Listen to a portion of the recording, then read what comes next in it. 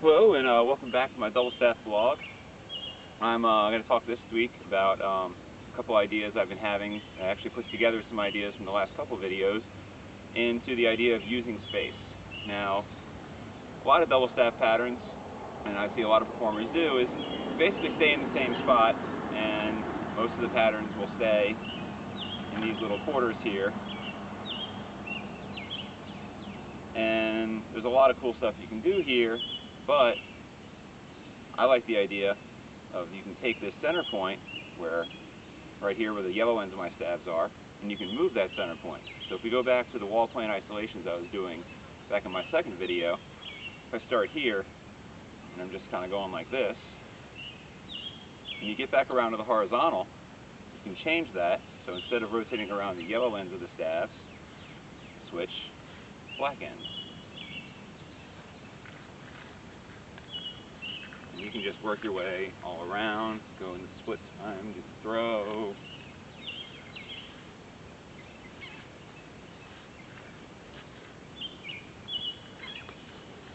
You can see I did this some in my fire video that I just put up, a little sloppily with the fire stabs, but you can get the idea there.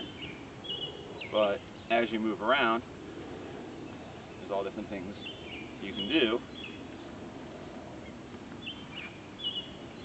Anti-spin.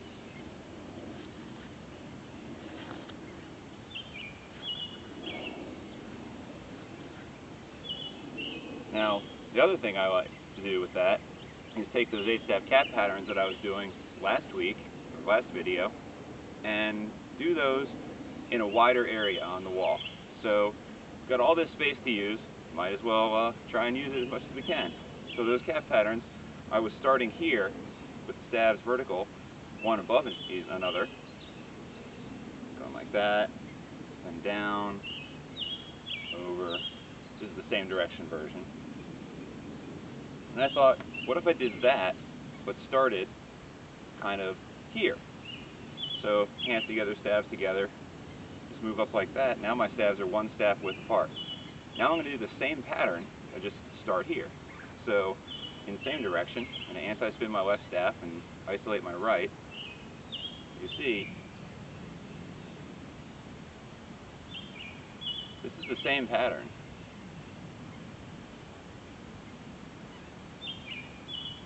And it's really neat how it works, because the stabs are apart here, line up here, apart again. And when I go to the anti-spin, they come together, apart, still apart, but vertical, together here, apart, separated here, come back to the center, anti-spin, and we're back to the beginning. So it's going to look like this.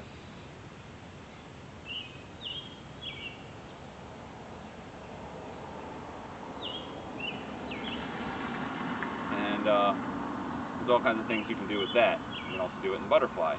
So starting here,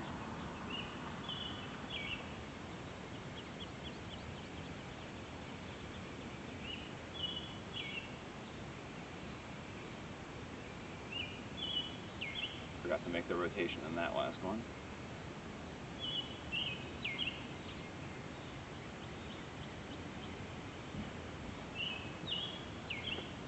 And there's a lot of stuff you can do to play with that, because your possibilities are limitless, because you've got a lot of space to work with, and all these moves are just all finger spinning, which lets you go anywhere you want. You don't have to worry about your wrist locking and running out of rotation space. Yeah, so play around with those. Another thing I wanted to talk about are forward flowers. I hung out with a good friend of mine, DJ, from Virginia Beach a couple weekends ago, and he found out that I didn't know how to do basic wheel plane forward flowers without finger spinning. And he was actually angry about that, and we had a fist fight, and we hugged, and he taught me how to do it. So the idea is that you're going to stay in the same, you're going to stop, you're going to have the positions at both the horizontal and the vertical, just like when you're learning anti-spin. You're here, here, here, here, and here. But if you rotate forward flower, you're actually going to make a 270-degree or 3/4 turn to going from every position to the next position. So just like wheel plane anti-spin, the basic version of wheel plane anti-spin, start with thumb down, Now this end of the staff is going to end up in the middle as it comes up and around. So this is going to rotate to here. So it's just 1, 2. Notice when it comes up, it goes to the inside of my arm.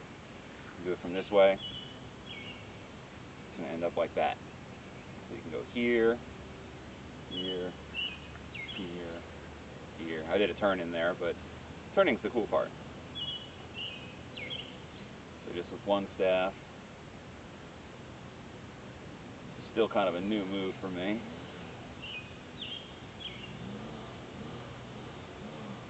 And go with the other hand.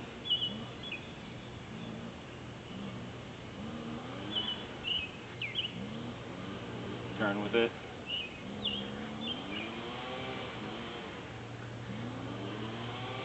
So with two staffs, it's going to look a little something like this.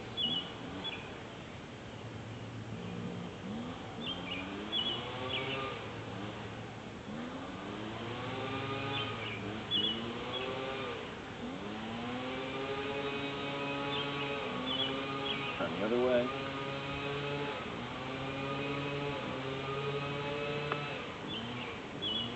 And you can stall one and switch the direction. Now I'm in split time butterfly. Back the same direction.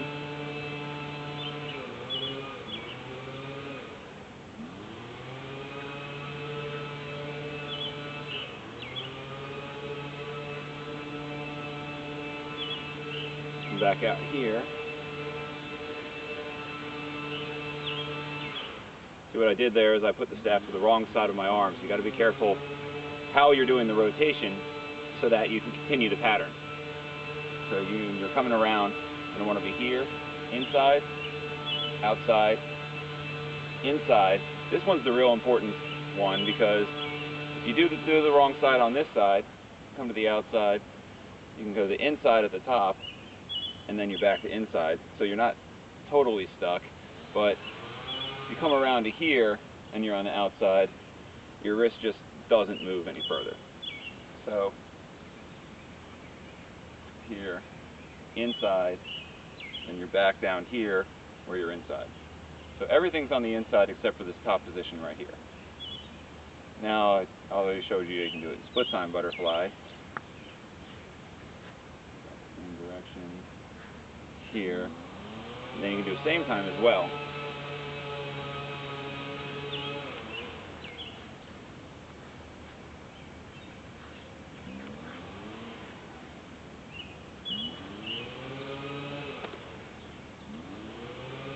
You can even just have one back and forth doing 1/4 turn while the other one continues. Back to here. Together, apart.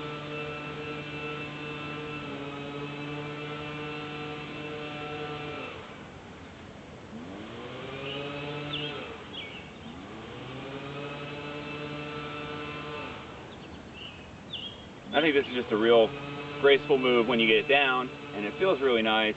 And especially, I just really especially like the same time butterfly version, because you can just turn the other way.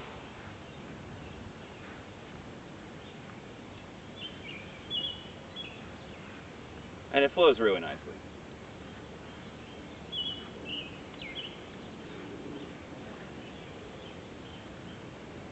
But notice, really the goal is you want to hit the vertical points and the horizontal points.